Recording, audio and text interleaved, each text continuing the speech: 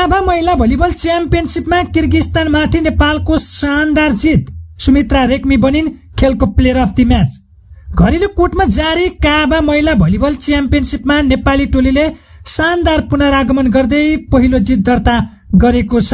त्रिपुरेश्वर स्थित राष्ट्रिय खेलकुद परिषद राखेपको कबड हलमा शनिबार भएको एकतर्फी खेलमा नेपालले किर्गिस्तानलाई 3-0 को सोझो सेटमा स्तब्ध पार्दै सेमिफाइनल यात्रा बलियो बनाएको हो। सुरुवातदेखि नै आक्रामक रणनीतिमा उत्रिएको नेपाली टोलीले खेलभरि नै किर्गिस्तानमाथि हाबी देखायो। घरेलु दर्शकको बलियो साथ पाएको नेपालले पहिलो सेट 25-18 ले आफ्नो पक्षमा पार्दै सुखद सुरुवात गर्यो। दोस्रो सेटमा किर्गिस्तानले केही चुनौती दिने प्रयास गरे पनि नेपालले संयमित प्रदर्शन गर्दै 25-20 ले नतिजा आफ्नो पक्षमा राख्यो। तेस्रो सेटमा भने नेपाल झनै आक्रामक बन्यो र 25-13 को भारी अन्तरको जित निकाल्दै खेल सोझो सेटमै समाप्त पार्यो। नेपालको यो शानदार जितमा उत्कृष्ट प्रदर्शन गरेकी Sumitra Regmi player of the match घोषित भइन्।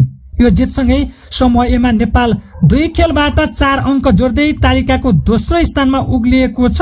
यसै समूहमा लगातार दोस्रो जित निकालेको भारत 5 अङ्क सहित शीर्ष स्थानमा छ भने किर्गिस्तान 3 अङ्कका साथ तेस्रो स्थानमा खुम्चिएको छ। अङ्कविहीन मालदिप्स तालिकाको पुच्छारमा छ। नेपालले अब आइतबार हुने खेलमा मालदिप्सलाई पराजित गरेमा सिधै अन्तिम 4 अर्थात् सेमिफाइनलमा आफ्नो स्थान सुरक्षित गर्नेछ।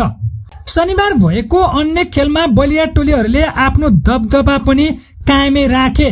दिनको पहिलो खेलमा काजाकिस्तानले श्रीलङ्कालाई 25-9, 25-18 र 25-15 को सोझो सेटमा पाखा लगायो भने अर्को खेलमा भारतले मालदिप्समाथि 25-9, 25-14 र 25-17 को एकतर्फी जित दर्ता गर्यो। च्याम्पियनशिप अन्तर्गत आइतबार 3वटा खेलहरू हुनेछ, जसमा नेपालले मालदिप्सको सामना गर्नेछ, जुन खेल दिउँसो 5 बजे हुनेछ।